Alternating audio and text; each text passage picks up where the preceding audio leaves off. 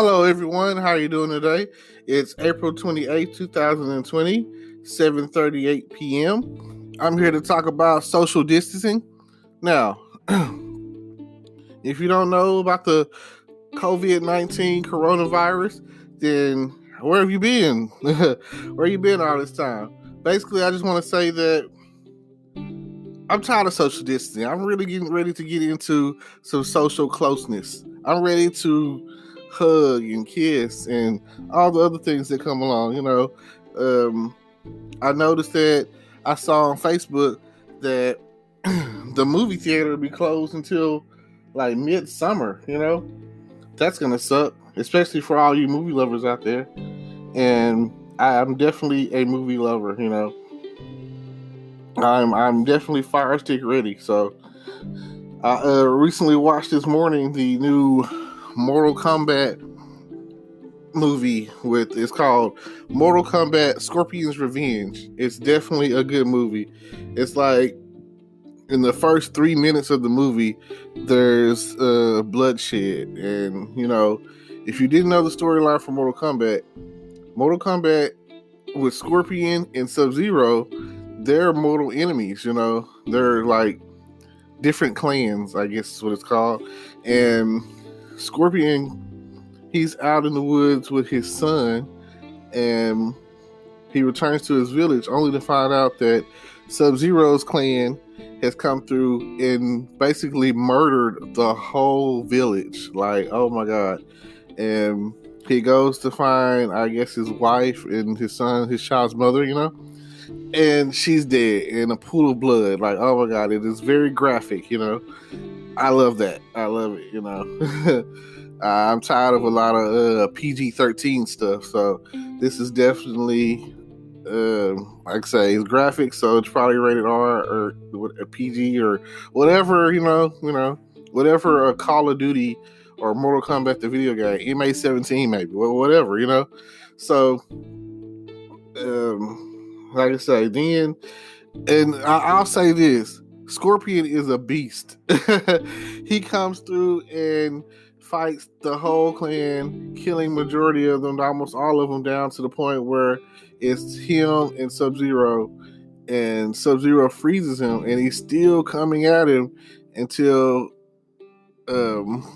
he's got his son in his hands, and Sub-Zero basically, oh my God, he just kills the boy, and like I say, they do a lot of, if you played some of the newer Mortal Kombat games, there's a lot of graphic finish him, stuff in there, and a lot of punchline stuff that's in there from the game. Now, like I say, at the end of the day, I've seen people TikToking. I've seen people doing a little bit of everything. I've come across one where they were making fun of, do you want to build a snowman with Frozen? And they were talking about, do you want to start drinking? If you haven't seen it, oh man, look it up. I might try to. I know I had put it on my Facebook page, so if you're my Facebook friend, it's on there. Check it out. It is so funny. Hit me up. I can send it to you. I definitely got it saved in my phone. So it's just so funny, but it's not funny. I feel like every time I go to Walmart, I come out of there like, if you're experiencing some kind of respiratory symptoms to where you're wearing Vicks Vapor Rub or anything like that, why would you go out in public? I don't understand it. Like, I go to the neighborhood Walmart, and it smells like freaking Vicks Vapor Rub and just cough syrup or all those breathing medications or whatever. It smells like albuterol or whatever, and like straight asthma pump. And I'd be thinking to myself, like, if I had asthma, I would be way more protected. If I had emphysema or whatever, I would be way more protected or whatever. You already have a respiratory condition, So if I was frequently sick, getting bronchitis all the time, or if I had allergies or whatever, I would not want to be out in public, even though they'd be like, wear a mask. That's that's still not really helping. I feel like, I don't know. I went Sunday, I think, and when I came out Sunday, I was only in there for like in and out. I wanted to get some bread, for crying out loud. And I feel like when I came up out of there, I couldn't wait to get up out of there. Oh my God. I still feel like, I have to pray that, Lord, please don't let me get something while I'm in this store, Like they're doing certain stuff that I feel like will maintain and continue, like the sneeze guard breathing shields they have for the cashiers. That's almost like, why haven't you already been doing that? Why haven't we already been doing some of this stuff? Some of the stuff that we got going on with the social distancing will stick. People, it will resonate a fear in us for months to years, maybe. I do personally feel like most diseases, not just this one, but this one in particular, are manufactured. Like, I feel like, why wouldn't I think that, Like, I've seen plenty of shows where, boom, it's the CDC, and if it's such a, if it's so bad, they're going to stop it at ground zero. They're not going to let it get out to where it's killing 10 million or hundreds of thousands of people or whatever. So they had created this COVID-19 or whatever, or even if they didn't really create it, they used it as a way of genocide, population control.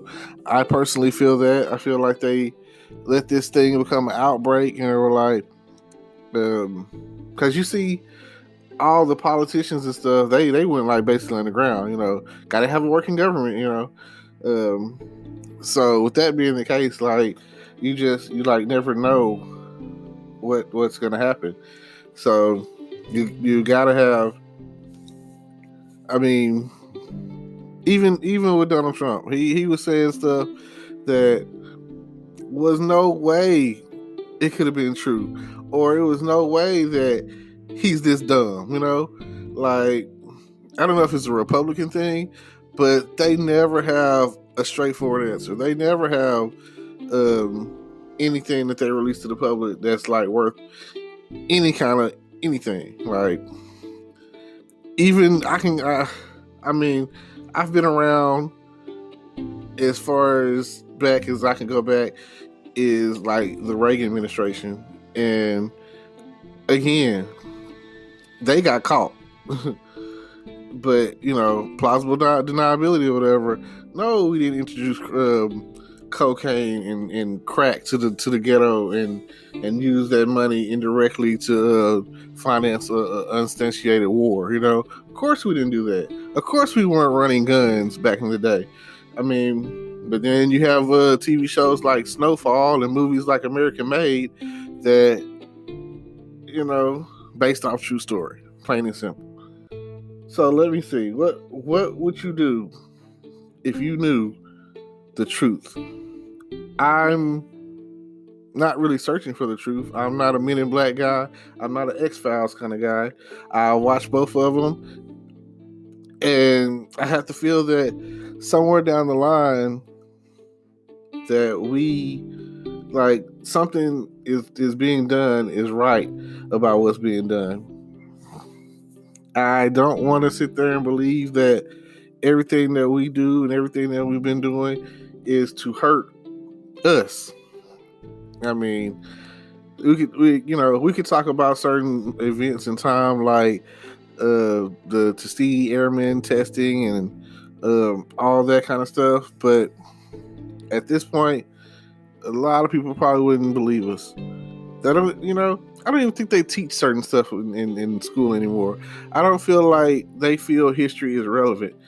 I think that if I were to talk to some high school students and ask them about some of the greatest moments in history, world history, they wouldn't understand or know anything. Like, they have access to technology right there in their hands, and even with that being the case, they I don't want to say they're done. They just a comfortable ignorance, like they say, ignorance is bliss.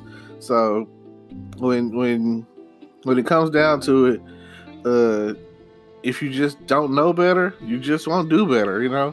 Certain things that you worry about, you worried about being popular on social media.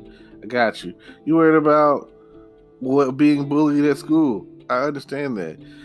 I don't even know.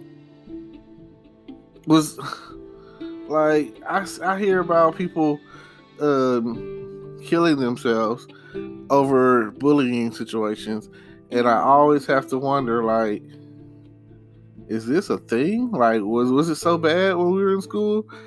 Or I hate that. I hate I know that I've turned the other cheek or turned a blind eye to somebody who may have had been getting picked on a little bit, and I've had people that I ain't gonna say picked on me, but we didn't see eye to eye, so we basically avoided each other. I'm not one of those. I'm not a confrontational type. Along with that's part of the issue. Sometimes you just gotta man up, have a backbone, and face the problem head on. And I'm not talking about bringing guns to school or knives or anything like that. Violence begets violence, like they say. An eye for an eye leaves the whole world blind. So I'm just saying that, yeah, okay.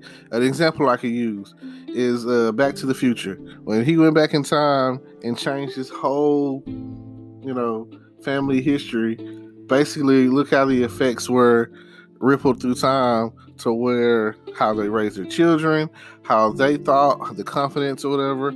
So sometimes you just gotta man up.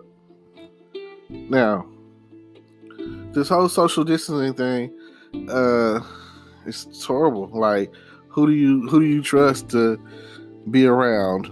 Apparently, a lot of people trust each other because they have laws, they have rules, they have curfews, they have checkpoints. They got a lot of stuff that's going on, and some people are out there and they're not abiding by it worth anything. Like, they're still having a little house party, smoke sessions, home barbecues, and I see people being around each other like on a daily when they're like, oh, you're supposed to practice social distancing, which that's supposed to mean like distance yourself from some social events, from people, from give me 60 feet, give me 50 feet, like, of course you feel safe around your family, but it only takes that one to make that 2, to make that 4, to make that 16. It only takes that the numbers to grow on an exponential rate like that because you ignored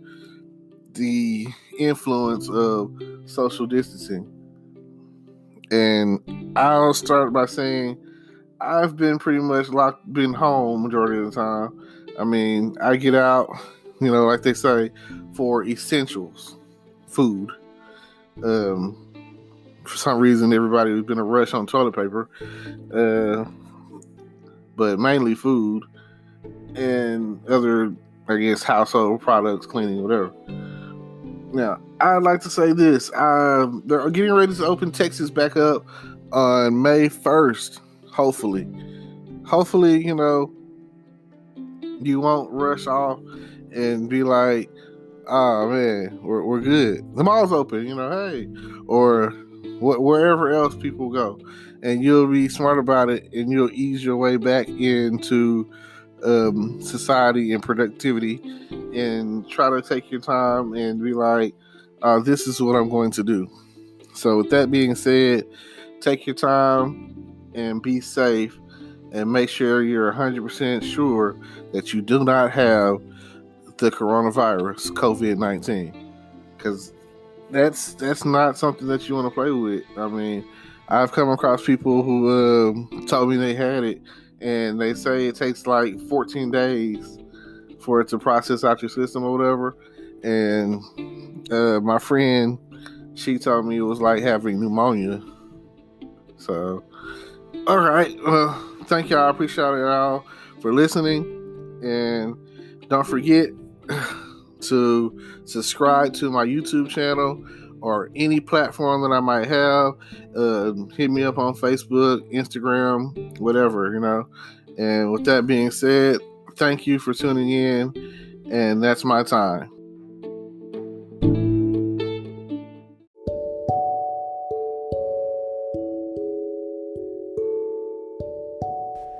Hello, everyone. It's May 1st, 2020, 11:33 p.m. And I just wanted you to know that people are definitely flocking back to the streets. They're definitely coming out of their houses and walking around and hanging out. And everything is starting to look okay again. And somewhere, the rainbow is shining and the sun is shining. And you just never know. You never know what it's like to pull together in a crisis when you're that's not the case for you. It's not like this happens all the time, and so hopefully surviving the coronavirus really put things in perspective, and people are going to definitely change their ways, and they're going to realize how precious life is, and they're going to just, day one of surviving in Corona. And that's all that, that's all that really matters. I don't really have a lot to say at the moment. I just figured I would do something to let you know that no man is an island, and we all need each other in the long run. So, and I know you've been practicing all this social distancing, and hey, hopefully you can get into some social closeness. That's what I'm into. I'm looking for it. It hasn't happened yet. But, alright, I guess this is where I will leave y'all at. Just something real quick so you know that I'm still here. Peace.